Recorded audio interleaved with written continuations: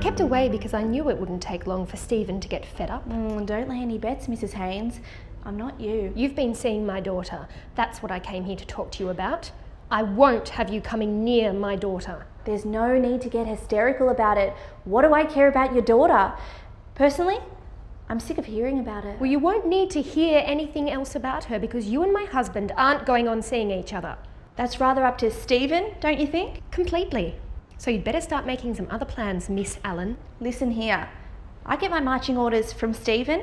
He seems perfectly happy with this little arrangement, so don't go forcing issues unless you want trouble. You've made it impossible for me to do anything else. You're very confident, aren't you, Mrs. Haynes? Yes, I am, because I know that Stephen couldn't love a girl like you. Oh, then he's an awfully good actor, isn't he?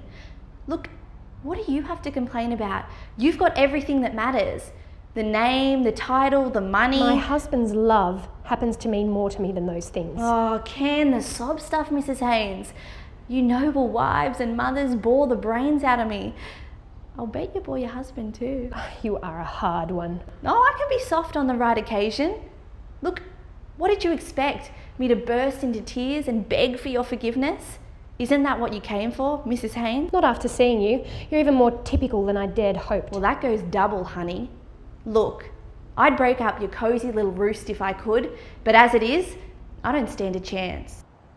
Oh, don't think it's not because Stephen isn't crazy about me.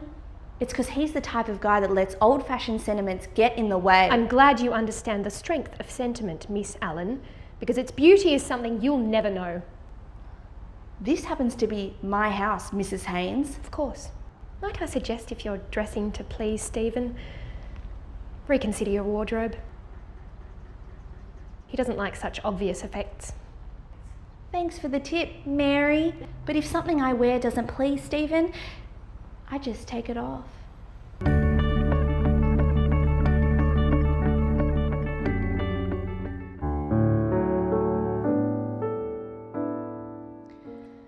When I was very young, my mother died of cancer. It was too late by the time the doctors had diagnosed it to do anything but let her die. She lay in the terminal ward at the hospital for about 6 months. She said to my father that her only wish in the world was to watch us all grow up, but that was impossible, so to give her a kiss goodbye and leave, and don't hang on for this bumpy ride, as she called it. The most important thing in the world was that she have her last wish. So my father packed us all up, quit his job, moved us to the city, and went through miles of red tape to get a permit. He built a sandbox and a swing set right outside the window of the hospital. Every day after school, on the weekends, and every day during the summer, we'd go there and play. And my brother would always ask, "Why here?" I remember my dad saying that Mum had died, she was in heaven, but that she had a particularly good view of that sandbox. My aunt told me that story when I started dating. She said, "Lisa, what your dad did for your mum, that is love. Be smart, Lisa. Save yourself for someone who really loves you."